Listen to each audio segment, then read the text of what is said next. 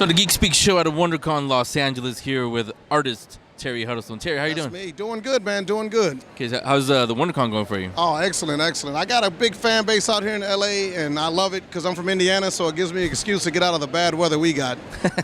Yeah, all into the sweltering. Well, the heat in here, too. I'm taking this heat back with me, though, man. It's cold and wet where I'm from right now. I think it just got snow where I'm from, so. Yeah, so coming all the way here because, as you see behind us, your art has something that everybody in here likes. I try, man. I try. I wanted to do something that truly represented the schizophrenic mind of pop culture instead of, what's hot this week. That's a perfect description. Yeah, that's what I want. Like, this is insanity on a wall right here. This is what we all like. Nobody's all into just one thing. Some people like Buffy the Vampire Slayer and Captain America mixed together. So, it takes all kinds. Yeah, so obviously you're the artist. Yes, I am. How do you start these, and how do you just start painting them? What's funny is they look painfully simple. I know, it looks like something out of a coloring book, but I don't even budge until I get a layout in my head. Like, you think that to do a headshot, it's like, oh, it's easy, right? But if you don't lay it out right, it just looks like a guy's face that you don't know who it is. Like, yeah. you gotta find all the signifiers to go, oh man, that's Superman or that's Batman, just from a profile shot. So it's got some built-in limitations that I put on myself because that's what art is. Art is limitations and working within them. So I'm a big fan of pop art, and this is kind of my expression of how I feel about comic books and color and thick line art, stuff like that. How long have you been doing it? I've been doing art for about 10 years. I actually didn't discover this. The headshots were kind of a happy accident that evolved over a course of 5 years. And in 2011, I basically was going to create myself a new backdrop, which was a lot smaller than this. And I was like, I'm going to do some headshots, but I didn't think they would sell as products. Pretty much, long story short, it's like I hit the lottery. Like, the first show I did with them, people just went nuts. They wanted more and more and more and more and more. And I couldn't believe it. Like, I told my wife, I don't know how long this is going to last, but yeah. People keep wanting these stupid headshots, so I'm going to keep drawing them.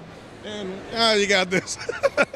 So. No, they're obviously licensed characters, so did you have to go get the license? No, what's interesting is I've gotten more licensed work because I do a really clean commercial style. Mm-hmm. So, I work for Nickelodeon, Marvel, DC, you name it.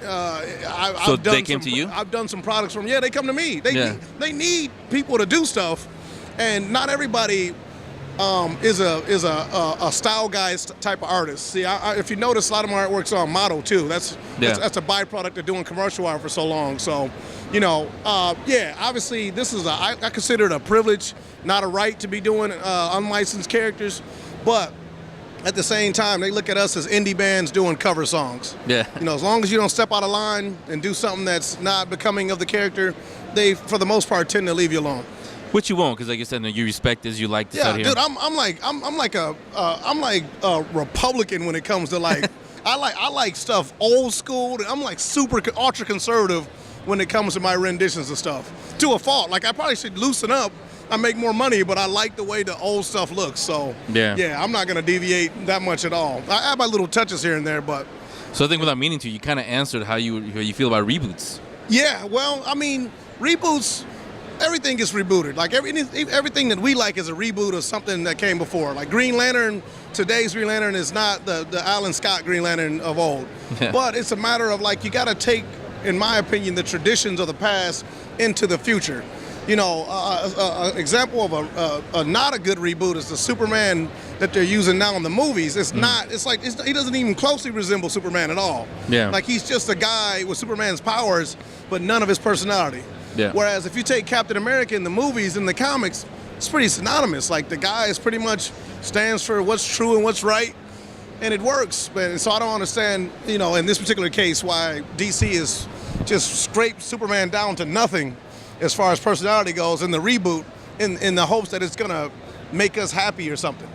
Yeah. I don't know. I don't understand it. Yeah, and ironically, they just did that today. They're announcing their DC rebirth in the comic book, so there they go again. But this year with the movies, I mean, it seems to be the year of verses. So don't spoil it if you've seen it. There's one in theaters now.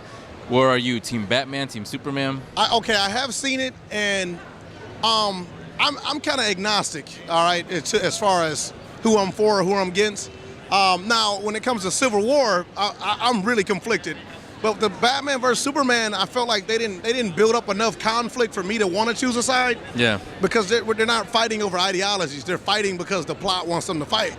And then on top of that, the title wants them to fight. They've already spoiled in the trailer that they're going to be buddies. Yeah. Right. They showed that in the second trailer that they're going to be working together. So there's no tension whatsoever about the outcome. So that being said, the movie was exactly what I expected it to be, and I enjoyed it, okay? And I'm a hater. People that watch this that know me know I hate everything. I enjoyed it. It's a beautiful mess. It's about a C in my estimation. It reminds me a lot of Prometheus, where there's a good movie trapped inside of a really bad movie. And those, when you see it, you'll see what I mean.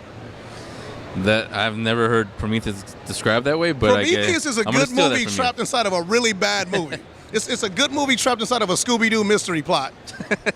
So, yeah, so let's go back to the art. I mean, a lot of people are seeing it. They were panning as we were talking. Where can they get it? I mean, basically, you got to get it from me. I don't have any e-stores or anything like that. You can shoot me an email. So conventions is where you sell? Yep, conventions is where I sell it at. I mean, we talked about the licensed and unlicensed. A lot of the big companies frown on e-commerce. Yeah. And so I don't do it at all. I don't have a store, a Etsy, a Redbubble, anything like that, because they got people that go out and basically just look for people that's doing that. And at the level that I'm at, I'm very high profile, so it's like I can hide. I'm not like a unknown guy working out of my basement. Like, they're gonna know Terry Huddleston's stupid headshots are on a coffee mug. Send him a cease and desist. So, so it's like success is like a cage, because I can't hide. They know my stuff comes across the desk every day. So these are rare because you can only get them at conventions. Exactly. So we're at WonderCon now. Where can they see you next? The next time I'm gonna be in this area would be Anime Expo. And then later in the year, Halloween, I'll be in Kamikaze. Okay, so that's where you can see them. Do you have a website where they can follow? Yeah, my I got a DeviantArt page, so just look up thuddleston.deviantart.com, and it has all my gallery artwork and whatever my latest thing is.